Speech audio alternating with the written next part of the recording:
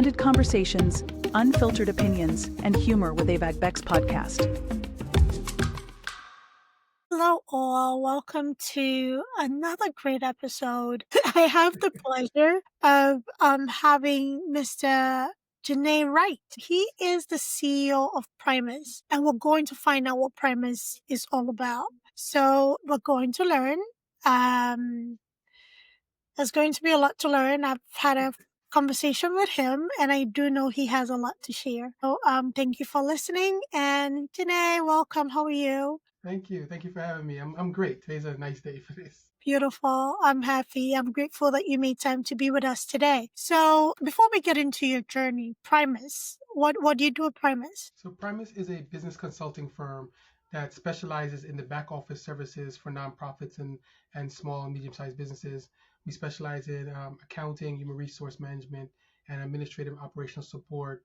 So just helping organizations manage the entire back office, giving a lot of leadership more time to really focus on their core mission and not have to worry about some of these business aspect things that has to be done on a day-to-day basis. What made you think that we want to do that? Why do you think CEOs and founders want to focus on their core mission? I mean, that's what you started this for, right?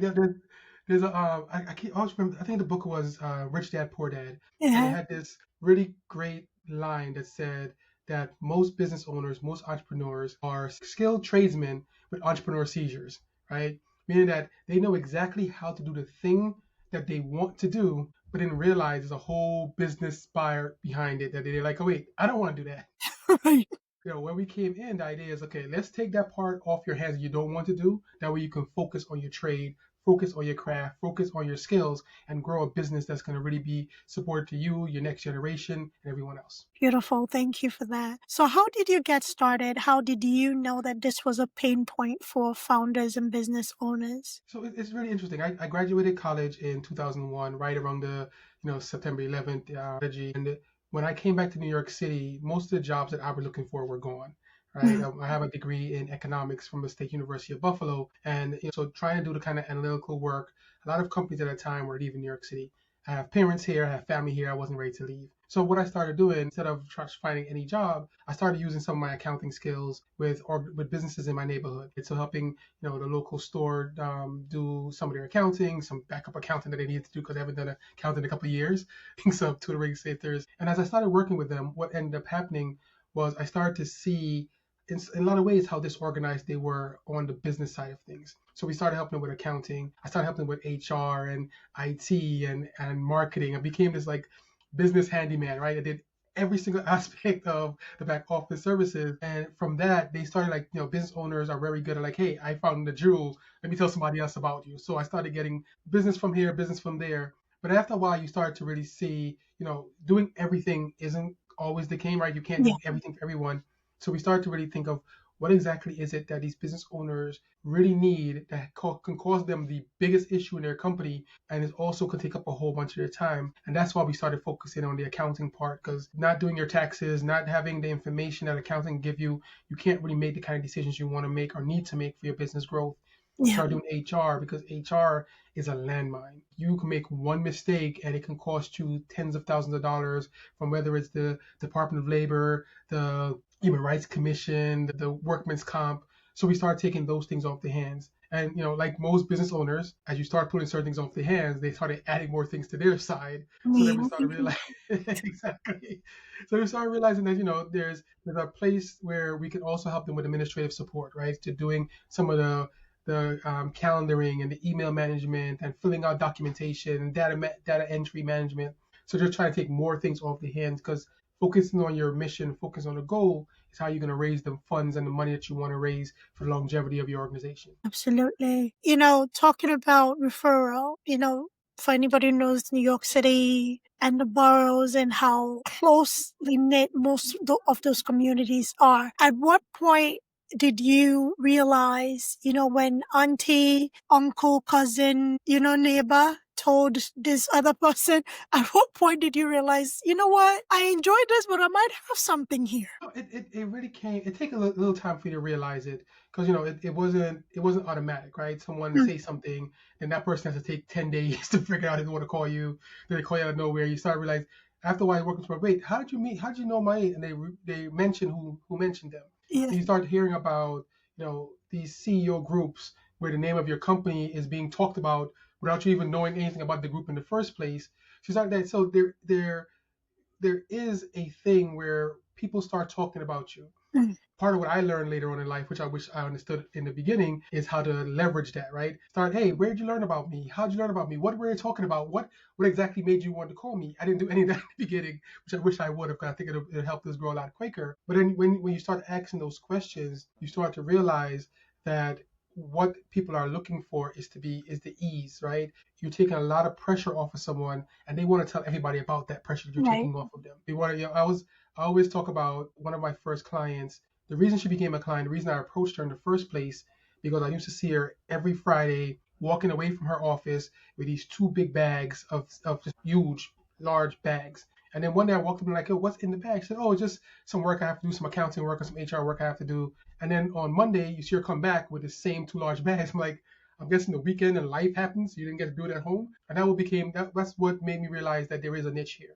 Because you Yeah. realize that, the intention to take work home is a beautiful intention. The reality of taking work home when you have kids and family members and spouse and a house to clean and food to make is that you're not going to get it done. So that bag is going to stay that way and it's going to keep causing you more and more agita, more and more stress. So me coming in and say, hey, let me hold those back for you for a couple of days. I'll take care of it. You do what you got to do and we keep moving. And that's when I realized there was definitely a niche here that people were looking for support in running their businesses. Beautiful. So let's talk about, something that you mentioned previously, which is pivotal. I just had a conversation about this. You said you wish you asked questions earlier when people started mentioning you. Like, where did you hear about me? What were you talking about? How did my name come up?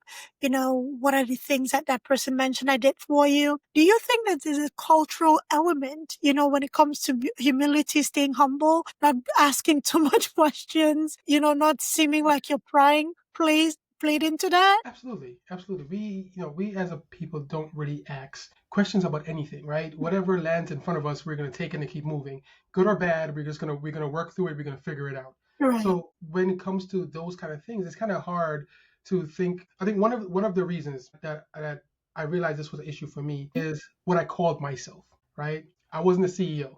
I was a guy doing accounting work or a guy doing this. So when I'm talking to someone who's the CEO, I kind of like downplayed my own worth, right? So then when I started saying, Janneh is the CEO of a company, he is the leader and the founder of an organization, then I started looking people in their eyes like, hey, me and you are on the same exact level. We both run businesses, we both have employees, we both have things to do. So now I can ask you any question I want to ask you because in return, you can ask me any question you want to ask me because now we are colleagues and I'm not under you. So I think sometimes that hierarchy and that scarcity of like, I don't want to rock the boat and upset this person. You're running a company. You got to do what you got to do to survive in this very hard work that we do. But once I gave myself that title and I start feeling a little bit more confident in myself and my business, everybody I talk to we are colleagues. I'm not your subordinate. I'm not your employee. I work in the same line as you as I run an organization like yours. And so I can ask you freely ask you any questions I need to ask you. Yeah. It's beautiful to hear. So, we want to talk about community and proximity, right? Because a lot of us that start businesses are starting from ground zero, right? Yes. So most times we come from families that either mom or dad or somebody had a small business. It could have been a light trading or it could be, whatever it was, but it fit into the family, just, how we needed to fit into the family, regardless of what we learned from that practice, right? And then when we step out into the world, we're stepping from a pond into an ocean of people. So going back to that CEO title. So do you feel like in your journey, when you started owning who you are and being in that big pond and saying, you know what, I'm here now, I have to own it. What was that mindset shift like for you in really, going all in and leaning into it? There's someone always asks the question of your why, Mm. right? Why do you do this? What is the Yeah. purpose? What is the longevity of this thing you're trying to do? Once you have that why, and that why is not cash, it's not money. There's something else behind it that drives you. Once you have that why should really turn that knob for you, right? My why is I have two daughters now, right? They're 8 and 10, and they're going to get more and more expensive every single year with all the activities they got to go to. So I can't afford to be timid about the growth Yeah. of my organization. I can't afford to be timid about where I want to take my business, because this is how I feed my family. So my why is that, right? Is part of that. The other part of my why is about the people who I work with, Yeah. right? I have my background, as I said, I have a degree in economics. I also have a master's degree in finance and innovative entrepreneurship, right? So I love business. I love the idea of watching communities grow and design around businesses, because I feel like those are the true leaders of communities. If you look back in any part of our history, when something was happening, who was supporting that movement, right? Is that small businesses, those black businesses that help support it. So I see the connection between those. So part of my why is also the fact of, if I can help businesses stay open longer, grow bigger, and become a bigger part of their community, our entire community is going to change. So I don't have time to be timid about that. I don't have time to be scared to have conversations, to be scared to say what my worth is, or be scared to say this is what the value of what I'm offering you. Whether you feel this is value or not is not on you, it's on me, and how I want to push it. So when you talk about what was that initial click or that initial push, those are the two things that goes through my mind. I Yeah. have a community to look after, and I have kids to look after, so I don't have time to be timid about this. I love that. I absolutely do love that. Delving back into the business owners, yes, bookkeeping was a sore point that people really needed your help with. What is the one practice that you see that was consistent with business owners and is still consistent to this day, from you helping, back then and you helping now? It's like, okay, this is a pretty common thing that happens with y'all. So what is that? I mean, the pretty common thing is a priority, right? Making money, number one; program, number two; staff, number three; sleep, number four; eat food, number five. Somewhere around 8, 9, or 10 is accounting and HR. Right. Right? That's not how it's supposed to be, right? These are really core aspects of your business, and if you're not paying attention to it and making that priority of business, it becomes a problem. So that's why you get organizations who like, hey, I need to get my books done. I haven't done it in 2 years. The IRS, this or that lowers my 501(c)(3) status. That's where these things come in, because they don't see the back office services as a priority to their business. So when I do this work, I'm trying to educate people in the fact that the back office of your business is as important as the front office, right? Both of them, not concentrating on either one of them, can put your business in jeopardy. And that's always been something that we've seen, and trying to make sure that people understand this is why we do this work and the way we do it, is because the back office service is not secondary to any other part of your business. It's equally as important for the survival, for the structure, and for the longevity and growth of your business as well. Beautiful. So let's talk about the 503. Three P's. That one, the nonprofits, right? There are more strict guidelines to having a non-for-profit as opposed to a for-profit business. What are the things that you would like people to know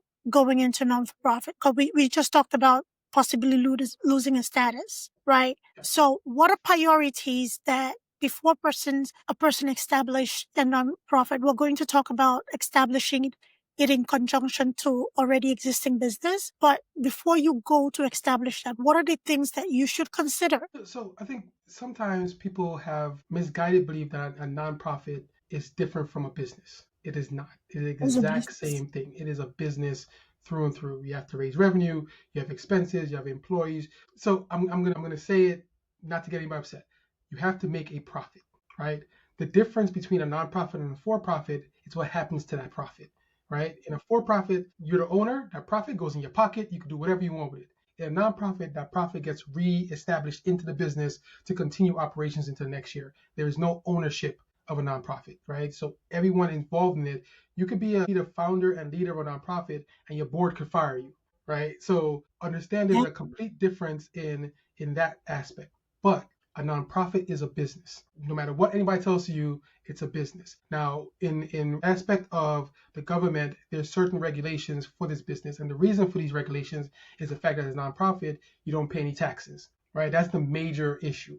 You don't have to pay taxes in a nonprofit. So when you're doing your end of year things, right? There's special forms you have to fill out. The same way you do a tax form for being a for-profit, you have to do a nonprofit tax form called a 990.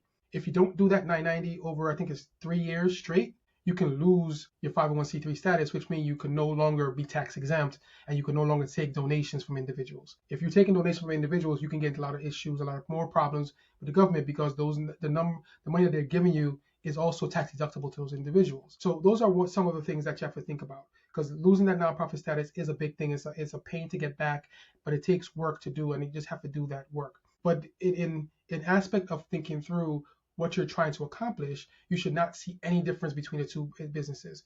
There's, at the end of the year, tax time. You have to file taxes for your for-profit.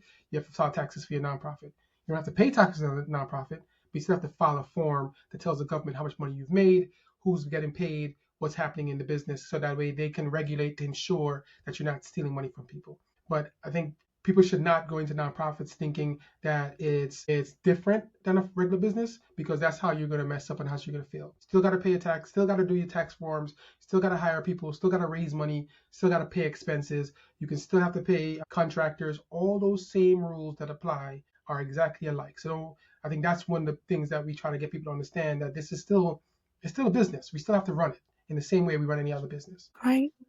Okay, thank you for that. Non-for-profit is a business, as Yes. not as it's not just something that you do. There are regulations and rules within operating it and maintaining your status. Education is very important within your niche, within your industry, and also understanding it, on a state and federal level is very, very important. So, Janneh, when we're talking about somebody establishing a non-for-profit arm in connection to the already established business, what should a person consider if that is a module they want to adopt? So I'm going to say this. I am not a legal person, so Right. there's no legal advice here, right? But I mean, a nonprofit arm, it's easy to establish, right? It doesn't have to be. Remember what I said. A nonprofit is not owned by anybody, so it's not connected. It's just like me and your brother and sister, as far as it goes. Yes. But the things that people need to be aware of is what is legal under a nonprofit may not be the same as what's legal under a for-profit, right? You can't just take money out of the nonprofit because you want to go buy something that has nothing to do with the business. It really needs to regulate. So when you're doing that route, my suggestion is get a lawyer involved, is get a team of people around you to understand how do you completely separate the two, right? So, I have a nonprofit on my side and I do things, consultancy. If Primus does something for the nonprofit, it's a consulting agreement between the organizations. My board signs off on it. I make sure that everything is very crystal clear. Every T is crossed, because you do not want to make a mistake in this arena, because it can get you in trouble on both sides of it. So we want to make sure that as you're doing this, you have the team around you, the lawyers and everyone else, to help you really understand where the lines have to be drawn and how to make sure that there's no I forgot the word I'm looking for, that there's no conflicts between the two. That is very important. It's something that most founders dance with, but because they don't know how to go about it, either they shy away from it, and then some people jump into it regretting it. Yes. It is a very important conversation that if you are considering it, get the right people involved, get an attorney involved, an attorney that is well versed in this arena. Had to put that in there. So somebody is well versed. So, you're managing, in the sense you're managing CEOs and founders and helping them run their back office and things of that nature. I know founders sometimes get so married to their practices that it's sometimes difficult to pull them apart from, the very unhealthy things they do. So what has been your experience with that? No, we all go through it, right? It's like muscle memory is like brain memory, right? You're gonna do exactly what you need to do as quickly as possible to get it done, right? The concept of I can do it. It could take me less time to do it myself than to teach you to do it. Delegating it, you're not gonna do it the way I want you to do it. All these are conversations we have in our brain, but it's a short-sighted conversation, right? Yeah. It's not really thinking of the growth of the organization. Yes, I can do it 5 times faster than you, but that means every time it happens, I have to do it over, right? I have to keep doing it. I could do it 5 times faster this time, but if I teach you to do it, the next 5 times it comes in, I don't have to touch it. That means I can move on and do something else. So when we're talking about how do founders get out of that position, it has to be a mind shift for them. They have to have the idea that I want to grow my business, I want to get a different level, so I need to really learn how to delegate. and how to delegate without micromanaging. That's also an issue. You can't, hey, can you do this for me? But then you stand over them asking them every single second. No, you need to delegate like, hey, this is what I need. This is how I need it to look at the end of the day.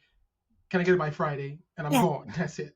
Right. I think in those terminologies is how we started creating this concept that we call the 3C foundation or 3C framework. And 3C framework is about compliance, culture, and consistency. And the reason we developed this is because we understood that when we go inside an organization, we have to find the best way to be able to do this work, get it done, get everyone's buy-in on it, and make sure that it's consistent going forward. So when we work with an organization, the first part is always going to be compliance. I need to make sure that everything that you're doing is on up and up, that all rules and regulations are being followed, because that's the first part that's going to get us in trouble. Once we finish that, and the compliance part, we consider like the structure of the organization, right? This is the foundation that we're laying down for you, reinvesting in your cement, trying to make sure that nothing is going to happen to it.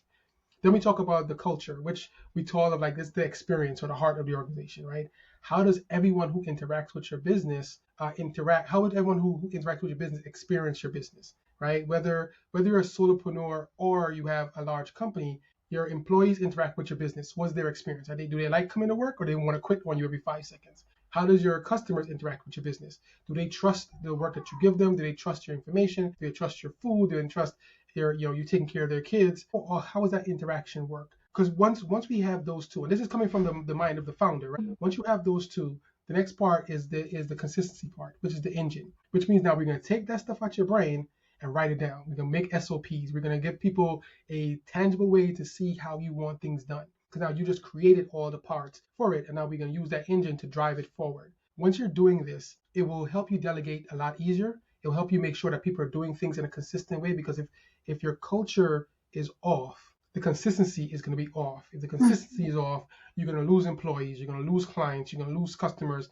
because they can no longer trust the work. Because every time I come to you, it's different, right? I always tell people, like, if you have whatever your favorite food is, if you find a restaurant who makes that food perfectly, right? I'm Caribbean. I like roti. It's perfect. 2 months down the road, you change chefs, and this chef's put an extra batch of flour in your roti, and now it's a little tougher. Yeah. I'm not coming back. We're done. Relationship over. I'm gone. I'm never coming back again. Because you didn't write down the recipe from that first Right. chef to give to the second chef to make sure that it shows up exactly the same way. So I'm gone. It's never. I'm gonna find somebody else. I'm done with you. So these are the tactics that we use to help founders really get out of that control section, start delegating, because then you put everything on paper, and now your engine, that consistency part, engine for your business, can really make it move forward as smoothly as possible. Beautiful. Thank you for that. So let's talk culture, because culture is part of your 3Cs, right? Yes. So what happens when you come into a partnership with a founder and you're helping them with the back office stuff, HR, the culture within the organization, and I'm thinking you do some level of survey with the employees to see how they're really reacting to being in the environment, to doing the work, and you find that the problem is the founder. How do you you're the problem. So how do you approach that conversation, and has it been effective in changing the culture within the organization? Yes. Yeah. No. Absolutely. No. That has been the case a few times where we realize that leadership is the concern, and it depends on the person and how you approach it, right? I think in certain cases, you know, in the for-profit world, my question is, hey, what's important to you, right? This business is important, it's the growth of the business. Are you willing to make adjustments to your company to ensure the growth and longevity of your organization? Right. Or do you more care about your authority in the organization and controlling it, right? You try to ask those kind of questions to feel out where they are in the aspect of what I want to happen to this business, right? In the same way in the nonprofit world, it's like, is the mission more important than the control, right? Because then what we always promise people when we work with them, we promise employees as well as owners, is that I will never go back and say, hey, this person said this about you. We're not doing that. What we're going to do is compile that information, figure out, analyze it, see where some of the concerns are. Then we're going to talk to the owner about, okay, let's talk through how we adjust some of these. What are you willing to give up on? What are you willing to do? Sometimes the best question or the best answer is, can we hire number two who can take care of the day-to-day work, right? Because one of the quotes that I love and something that I live by in the growth of my organization is something called the today versus tomorrow, right? Today versus tomorrow means that as a CEO, as the founder of an organization, where does your priority lie? Your priority lies in tomorrow. Your job is about growing the business, is about the future of the organization. Today is somebody should be somebody else's task. So you hiring that number two or getting that secondary person in your organization who can manage the day-to-day aspect is what you need. And what usually happens when in those cases where that tension between the founder and employees, it kind of gives that break between the two. Because now my job as the founder of organization is always talking about the growth, the environment, anything that's affecting the organization, and then giving it to my number two to implement and grow with the clients. So sometimes as a founder, you have to realize, if you are the right person to lead the day-to-day operations of an organization. Not saying anything about your genius, not saying anything about your skill level or your abilities. It's just about the interaction. Have you gone through those trainings to help you become a better manager? Do you have time to go through those trainings? Do you need to go through those trainings? Because not everyone is going to be on that same case. But here's something else about this that I want to make sure that we talk about. We talked about the building of culture. My style and your style may not be the same. My style and your style might be opposites. I'm the owner of the organization. Why should I hire you if our styles are different? Because then you're going to have a culture clash inside this business. So when we talk about culture also, you have to also think about the hiring process. Right? I need people around me who's going to match my style and my culture, who's going to help me grow my business and not be upset of the way I react or the way I talk about certain things because they understand or they're in that same kind of cultural feeling, right? The way that I express myself doesn't offend them. If I am a straightforward kind of person, if you need a supervisor who's going to woo-woo you all the time, you can't work for me because you're going to be crying every 5 minutes. So in my interview process, one of my questions is going to be, how do you react to criticism from your supervisor? Because I need to understand that you're going to be able to work with me in that way because I am the owner of the organization. I should be the person setting the culture of how things work here, right? So sometimes I understand it can be the owner, but the reason behind it being the owner could be also up for debate, right? Did he just hire a whole bunch of people who had no way of understanding what a culture he's trying to build, and now we're all clashing because our styles are so different? Yeah. And that's an important point to address. And I know sometimes as founders, we find ourselves in a position where we just need a body to do the work. And, the personality stuff doesn't come into play. Right. And it's not until later that you're like, oh my goodness, I have to give this person a tissue every 10 minutes. Right. So, and soft skills are so important. Soft skills are so important. But also, I would stress that, managing people is a training every founder should invest in. Emotional intelligence is something you should invest in as a founder. Understood your product, your services, your offers are number one and priority in your mind. However, you still need people that support you, right? And you still need people to be there for you. So I'm saying this to say, talking about culture, I'm going to make another point later, but talking about culture, if a founder surrounds themselves with yes people, because of this personality thing, right? What is the growth potential for that company? Because if I don't want anybody to disagree with me or have a feedback that maybe is different from what I initially wanted to do, so how can I grow as a business owner? I don't think you can. And when I talk about that part of it, I'm not talking about yes people, right? I'm just talking about like I've had a supervisor or owner I worked with who curses every 5 minutes. I didn't care. It didn't affect me in any way, so it didn't affect us. But other people in the office would be kind of gets upset and gets like it's. So when I talk about being aligned in values, I'm not talking about yes, but I don't want any yes people around me. I need people who are going to push me as much as I'm going to push them. But I do need people who understand what we're trying to accomplish and that we're on the same boat. So yes, people are not helpful. They're not at all, right? Because if you're going to tell me yes to everything I do, I'm gonna say, okay, let's go walk off this bridge together. I don't need that. I need somebody to say, hey, Janneh, you're not going to die if you jump off this bridge, right? I need someone who's actually going to open their mouth and say something that is going to help me fix the problem. Right. So when I'm talking about the values, I'm just talking about the reality of why we're doing this work together, why we are here, and that you're going to fit into this environment that we've been creating, right? And it goes in both ways because my culture in my organization is very much friendly, very much like we have a Monday morning meeting where people are joking, cracking jokes, and sometimes I'm just not in the mood for it. I get really quiet. But I don't run those meetings. I have a COO who that's her, she runs the meetings, and I let her go with that because it builds the morale of the organization. But I think in understanding the value of the organization, understanding the value and the ethics that you want to bring to your organization, that has to be part of your hiring process. Otherwise, Mhm. you are going to have a lot more clashes than you want to have. And just hiring someone just to be a body is going to be part of those clashes. Absolutely. I agree. I couldn't agree more. Understanding the mission Yes. and being in line with that mission is very, very important. And I value that because if I have to sell the vision and the mission to you every day, then you don't need to be here. If That's we tiring. have to clash, it's okay. It's cool. I'm not mad. It's cool. It's just, it's not for us to continue this journey. Wholeheartedly agree with you on that. So where do you stand on the advice or this rhetoric of hire slow, fire fast? And, when we're talking about this cultural, meshing. So I'm gonna go the opposite way, right?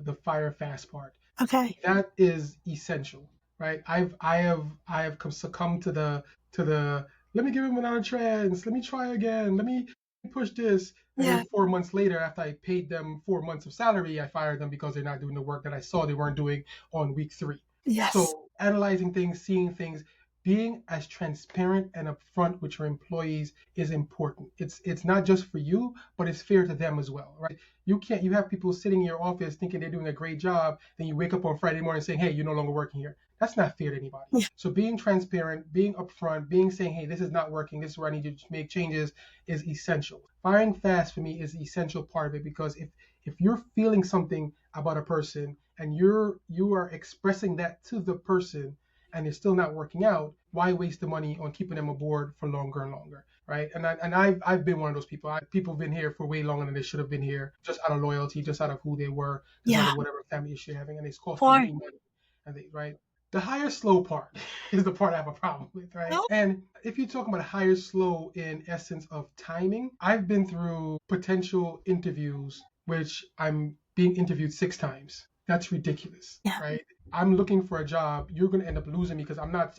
Oh, you're interested in me? Oh, I'm stopped all my searches. No, I'm not stopping any searches. I still have every single search out there. So understanding how to hire slow for me just means do your due diligence, right? You have to ask the right questions. You have to make sure that the right people's in the room to help ask the secondary questions. So having 6 interviews is ridiculous. Having multiple interviews gets to a point where someone's gonna get annoyed and frustrated with this process and want to move on someplace else. So hiring slow just means being very intentional with your research, your interviewing, your review of the resumes, the questions you ask. 2 or 3 meetings is fine, Yeah. right? But don't extend it beyond that because it becomes a situation where you're not being fair to yourself, your team, or this person Yeah. because you're kind of dragging this situation on longer than you need to. I agree with that. If you know, you know. If you want somebody, you want somebody. Dragging things along, it's usually not favorable to. They may shrug it off as like, oh, there's other talents, but if you don't make an offer or show interest at a reasonable time, you risk, losing a potential candidate to a competitor or another company because the same things that attracted you to this person, other people are seeing the same things too. It's kind of like dating, right? Yeah. You see this pretty girl or this handsome man, and you're like, okay, and then ooh, let's just be friends. You put somebody in the friend zone, you're going to stay in the friend zone for Be good. I'm good. Also, it's also the frustration factor, right? I think as people, as business people, yeah, professionals get older and older in their career, they make assumptions about situations. If it's going to take you a month or 3 months or 4 months to hire me, that means it's going to take you a month or 3 months or 4 months to give me a promotion. That means it's going to take you a month or 2 months or 3 months trying to give me my time off. I don't have time for that. I'm not I'm not dealing with that. So you can start making assumptions of, this is our first, and it's like you said, like dating, right? yeah, That first interaction can cause a lot more drama than you want to because people can start really thinking through that it may work easier on newer and younger employees, but as you try to get those higher level managers, they're making insinuations based on this interaction yeah. of how things are going to go, right? I think we've all gone through those classes where we've learned over the years that an interview process isn't a one-way conversation. It's not. Right? I'm interviewing you, you're interviewing me. I need to make sure I want to be here. So you stretching this out is part of your interview, like, okay, checkbox. They are slow to do stuff. I don't know if I want to deal with that. So I think it's also you can really lose really good candidates by drawing this out too long as well. Absolutely. I agree with that. Again, interview goes two ways. The mannerism of the way you talk to me, the interest, the kind of questions you ask, the priority you place on me being there, the interaction, you getting back to me, all of that stuff. Yes. You know, candidates take that into consideration. And again, the same thing that attracted you to this candidate is the same thing that is attracting somebody to look at this candidate's profile. So if Exactly. you want them, go for them. In case you talked about, personal loyalty or things for keeping people longer, let's bring in the discussion of, working with family, working with, people who know you personally or hiring them and how tricky and colorful that situation is when it comes to the dynamic of going along with whatever your vision is or whatever dynamic that you're building within your team. Yeah, it's a hard thing to do. I think one of the things that I do, and whether it's good or bad, whether it's I don't know. I don't know if it's bad or not, but it works for me because one of the reasons I do this my own business is the fact I want to be able to help my friends and family members if they need help. If they have the right qualifications to work with my organization, I'm going to hire them. However, before that first hiring, one, I don't interview them, the rest of the team does. But they pretty much know they're going to get the job because it's connected to me. But before that conversation, me and them need to have a conversation, right? This is the way I feed my family. Right? This is how I take care of myself, my family. This is how I'm going to survive in this world. I will react to you probably a little bit worse than I would react to a non-family member or a non-friend because I expect you to do more because you understand that this is the way that I feed my family. An employee comes in who has no connection to me is going to do the job because I'm paying them. You as a family member or friend member is going to do the job because I'm paying them and we're family. So having those extra conversations, it's kind of like I'm setting a verbal contract with you, like, hey, understand that if you mess up something that is idiotic, I'm going to be more upset with you than anybody else because you are my family and you should treat this company as such, right? You come to do the same level of job you'll do with anybody else, but you need to add in that extra push that this is how Janneh feeds his daughters, and I'm going to make sure that I'm not going to be the mistake that makes him lose that Right. because he asked him for help with something and he gave it to me, and I'm going to screw that up for him. No, so having an extra conversation with a family member or friend is very important for me before I bring them into the organization because I need them to really drill that home. And I keep saying it here because I want to. This is exactly what I do. I say it like 4 or 5 or 6 times in our conversations. This is the way I feed my family. Don't mess this up for me or you because I will react in the same way I react with any other employee. Yeah. Have you found yourself in a situation where you had to terminate a family member or friend? See, now you can't ask that question.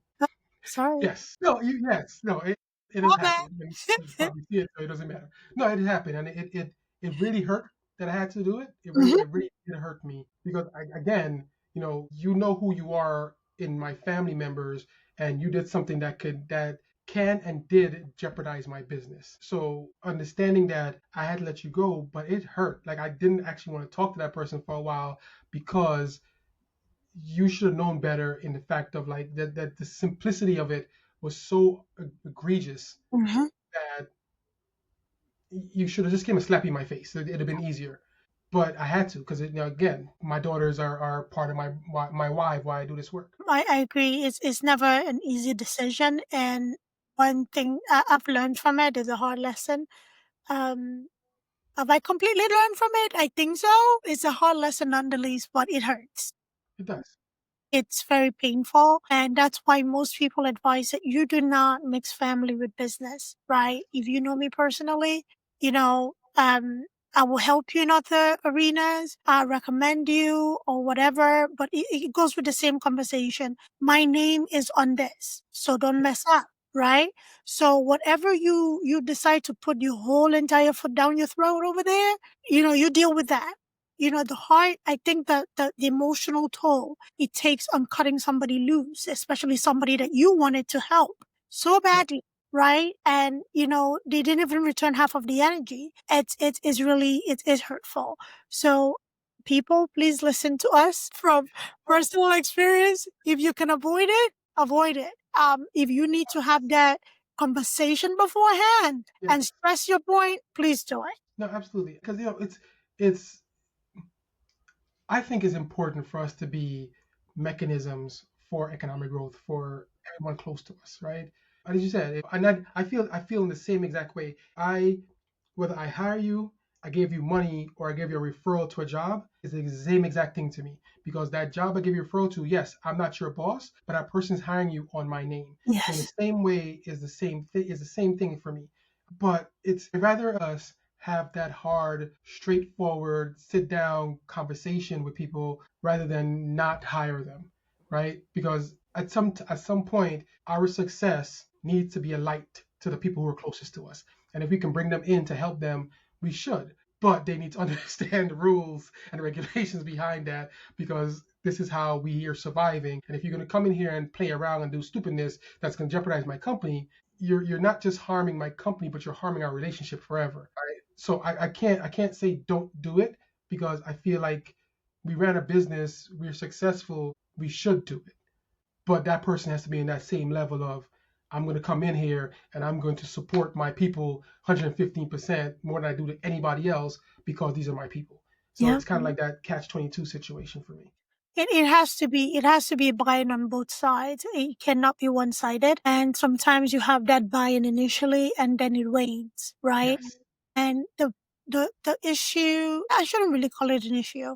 I think the caution here for me is do it if you can. Do it if you have it in your heart to do it. I know me. I know how I get when it comes to betrayal, right? And especially a betrayal that is impactful on the hard work that either I'm doing or everybody else is doing around me. And such behaviors have a negative impact on the team of people that are not related to Yes. you. And the more you tolerate that behavior, what message are you sending to the rest of the pack? That this Yep. person can get away with anything, and we're not taking this very seriously, and this and that and the third and the fourth. If I'm holding everybody to the same regard, I'm holding everybody to the same regard, Exactly. including myself. If you're going to jeopardize that and risk me not talking to you because I'll cut you off like I've never met you. That's my game. No shame in it. We never met. What? We related last name? Wow. Okay. I'll cut you off just like that. And for me not to get in a situation of having to completely disengage from you Mhm. because of, safeguarding whatever is going on, I would rather not risk that. And it does take a lot of self-reflecting and, keeping somebody. Yes, we're the light. Yes, we're starting this thing around our people or people that are related to us or have any close proximity to us. It That on itself should be inspiring enough for somebody to lean in and do whatever they want to do. So it's kind of like a catch-22. And please, people, if you don't have somebody who takes a chance on you and brings you into something that they work hard to build. Because again, I don't know if you remember when Janneh was talking about the list, it was like number 6. I remember, right? you know, we're building something that we're losing sleep over or investing sleep time to grow, to make it worth it. I think it's important for you to also be mindful that this is important to this person who brought you into the fold. Absolutely. Showing up and showing out in ways that do not support the growth or the mission of where this person is trying to go is not going to be fruitful for you. Definitely is not going to be fruitful to the person. So when Absolutely. somebody takes a chance on you and, trust you, because at the end of, underneath all of this is trust. Yep. Trust that you will come in and be yourself in the best possible way ever. Take that trust very seriously, value it, and show up in a way that that person is like, I bet, who's next? Because when you ruin it for yourself, you're ruining it for everybody behind you, unfortunately. Absolutely. That's a big truth right there. Yeah, we're humans too, founders. We have feelings. So, oh my goodness, Janae, this was such a great conversation. Absolutely. So, in the spirit of going together, as a people, as a community, is there anything that we can do outside of our family members? Is there anything else that we can do that support one another, that supports the growth and establishing. Because you and I had a great conversation yesterday when we talked. What can we do? You're good at what you do. I'm good at what I do. Somebody else is good at what they do, and so on and so forth. So in order to support one another, whether it is in the diaspora in general, what can we do? I mean, so I think in general, I think some of the things that, the kind of support that we can give each other in aspect of it doesn't have to even be financial, right? You can, like, if you find a program, a food, a service that you like it online, refer people to it, refer people to each other, send business to one another, because that's how our companies are going to grow, right? My wife runs a company called Julo.shop, JULO.shop. It's an organization that sells Black-owned products. That's all she sells. It's Black-owned products. It's a beautiful array of people who are creating all these great food products, CPG products. The problem that she has is the ups and downs of support, right? Something bad happens in the world, everybody rushes to Julo. Everything is okay, nothing is happening, no sales, right? Yeah. And what that does that's just Julo. When you look at how many of our products or our entrepreneurs who create products who went out of business this year Yeah. or last year, the number is ridiculous, and it all stems from there's no support, right? There's idea of that our goods are too expensive, or our customer service is this or that, all these myths about how we work and how we produce items. If we're not here to support each other, we're all going to lose. If you take those, my economics background, you take those economics classes and understand that if I have 20 clients that I know I have, my product is going to be more expensive than if I have 2 million clients. Yes. So if we start supporting and throwing our funds behind our services, our products, and our businesses, yes, the price is going to start coming down because we have that loyalty that we need, and we'll have more products that we can agree with. Because most of our products that we make, when you start looking at that, you turn them around and look at the ingredients compared to the main brands, you can read every word on there. There's no scientific information that's on our products, right? They're usually all natural. They're usually very much healthy versus the chemical-filled stuff that we've been eating for generations that's slowly killing us. Yeah. So when we're looking at how we support each other, simplicity. You like a product, tell the world about it, right? Somebody used to say back in the days, is like, if somebody likes a product, they're gonna tell one person. If they don't like a product, they're gonna tell 100. And I'm like, that is so annoyingly horrible, and it's what is causing us so much problems, right? Someone goes to some place, one of the things that my wife has taught me over the years, like when you go to buy a product, you go online and you look at the negative reviews before you buy it. And I've seen a negative review that literally said it got delivered late. Yeah. What does Yes. that have to do with the product? I can give this person a 1 because it got delivered late from UPS. It has nothing to do with the company or the product, but you're gonna give them a 1 review because it got delivered late. How is that beneficial to the product itself? How did the product do? Can't tell anybody how the product did. And it's things like that that hurt us as a community, right? Yeah. So be supportive, like stuff online, give a review of a company you like, go check out more companies you like. Do once a month, I'm not buying anything that's not us situation. Go to the supermarket, find stuff on ours and try it out. Compare it to what you normally buy and see if you like it. It might be a little bit more expensive, but I guarantee you it's probably a lot more healthy. Yeah. So it's a funny dynamic. It's a funny dynamic where it's kind of like measuring a Chihuahua against a Rottweiler, right? So you're expecting a Rottweiler level of customer service while you're dealing with a Chihuahua. However, you're saying the Chihuahua is too loud when it's trying to, draw attention to itself. It should be more quiet than the Rottweiler. So we kind of like use this, there's a word I'm looking for. I'm looking for a nicer one. Unrealistic scale. Okay. Yes. We use all this unrealistic scale to like measure one another. We want, Starbucks level, display. However, you're here bootstrapping your coffee shop. Mm-hmm. Why are you not having the best headphones and the fancy cups and Yes. getting to me just like that? So it's a very human thing to do, but we tend to treat each other in a way that is not decent. And, kudos to your wife. I'm going to check her out and, see whatever is going on there and, see how I can get involved. Because at the end of the day, it's about us uplifting one another. You're talking about posting. We live in an era that anybody can be a content creator. We all have Yes. a phone in our hand. So you just never know who's looking for that particular product that will help that particular whatever. Natural products are now being heavily used for a lot of skin conditions, right? Yes. Steroids are quite not touching or making worse or whatever the case. So why not? Oh my goodness, we can talk forever. It's quite cool to meet people that are doing the thing, using their talents, using their education, using their business know-how to make an impact. And it's not always pretty. It's not. It's definitely not. It's not always pretty, but when that impact is made, it's quite enjoyable. It's quite great to see. So I thank you for making your impact and growing your community and Thank you. hiring family members that you're having a really strong conversation with. I might ask for that script. I might ask you for that script because it's hard out here. Yes.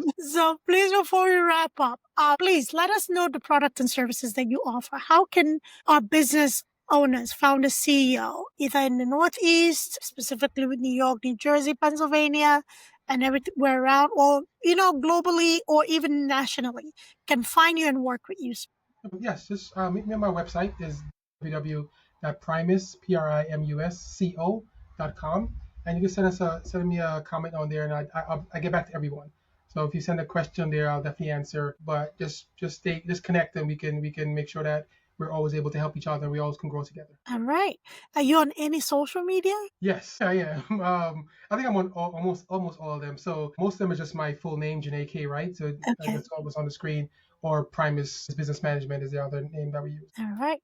Do you have any books or anything that we can purchase and read them? So I do have a book I've written a few years ago called The Black Business Success Model. It Okay. is on Google. The full name is The Black Business Success Model: Countering the Myths of Our Perceived Weaknesses. It's on Google right now and some other places, and I'm actually in the current process of trying to publish my second book, Nice. just to really take home some of that 3C model into the management of a company. Nice, nice, nice. Thank you, sir. You drop a lot of gems, but I'm a sucker for more. So I'm gonna ask you, please, before we wrap up this conversation, could you drop a gem or a few for any of the founders listening, or even somebody considering entrepreneurship? It could be a new college grad. It could be a kid going from high school to college.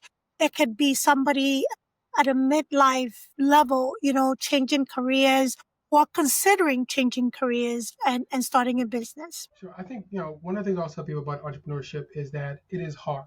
It's a lot of work, but it's so rewarding that it's inevitable. I mean, if you have an idea that you're doing, that you're thinking about, that you want to see come to life, you should do it. You should push it. You should grow it. I think one of the things that goes through is a statement I can't remember who said it, but he said one of the worst things is to be lying down on your deathbed and seeing the ghosts of all the ideas that you have that are now going to go with you. So all those things that you want to do, go for it. Try it. This world is as big as or as small as you make it, and you have the opportunity to do things. It's not going to be easy. It's definitely not going to be simple, but it's rewarding. Right? And as someone who started a business and was in a situation where had to deal with other people's influence, and I can say, you know what, I don't need to be here because I have this side thing that I can go on to. It was important for me to have that kind of confidence and respect for myself. So these kind of things are inevitable. If something that's really drawing on your spirit to do it. And I'm not saying quit your job. I'm not saying take your entire savings and do it, but start the process. Write that business plan. Talk it out with other people. Rejigger it as many times as you need to get to the point where it becomes, this doesn't make sense for me not to do it. Right? Write it out. Do that business plan over and over again. Every week, touch it. Keep going at it, because I want you to get to the point where it does not make any sense for you not to move forward with it, and it's so part of your soul that you have to get it done. So Yeah. I think that's what I would tell people. It's like, being a small business owner, being an entrepreneur is a very difficult task to do. It comes with a lot of stress. It comes with a lot of things, but it can be so rewarding to to see your vision grow to something that can support you, your family. The what was the quote? Legacy, right? Legacy is not just about you, right? Legacy is the dreams of our ancestors and the future of our kids, right? That's Wow. what legacy is. So if you want to build that kind of legacy, your dreams, your things are part of what you need to get out. You touched on something that just tugged on my heartstring. One of the last conversation I had with my dad before he passed was he asked about my daughters and he told me I want you to remember they're your legacy. So when you said that, it brought back my last. Ooh, don't cry. All right, so get off my show. Coming over here to make people cry. Woof. Yeah, build it, work on it, and it's hard. It's a hard journey, but it's a journey that is worth it at the end. Just believe in it. I don't know. He's one of these motivational speakers. Actually, I do know his name. Oh my God, why is his name skipping me? His business is steeped in real estate investment for event space. His motto is "It's gotta work or it's gotta work." Yes. It's gotta work or it's gotta work. You know, I've had the opportunity to listen to him and be in a space where he was actively talking and, interacting with him. And it's gotta work or it's gotta work. You know, have that belief that there's nothing else. There's no plan B. Yes. You know, build it as like this is my plan A. This here has to work. I have to learn all that I can learn to make this work. So by the time I'm ready to jump from here and enter here, I'm good, right? Learn all you gotta learn. It's gotta work or it's gotta work. Write it all out. But I thank you, Janneh. This was great, great, great. And you and I have some work to do outside of this, and I'm very excited about it. And thank you so much for making time. I'm very appreciative of your time. I'm Thank you. appreciative of your knowledge that you shared with us. Thank you. I appreciate being here. Thank you, sir. All right. Everybody, if you missed anything, we're going to make sure it's in the show note. So you can just click into it and get to Janneh's website and learn all that you can learn. All right. Thank you, everybody, for listening and have a great day. Bye-bye.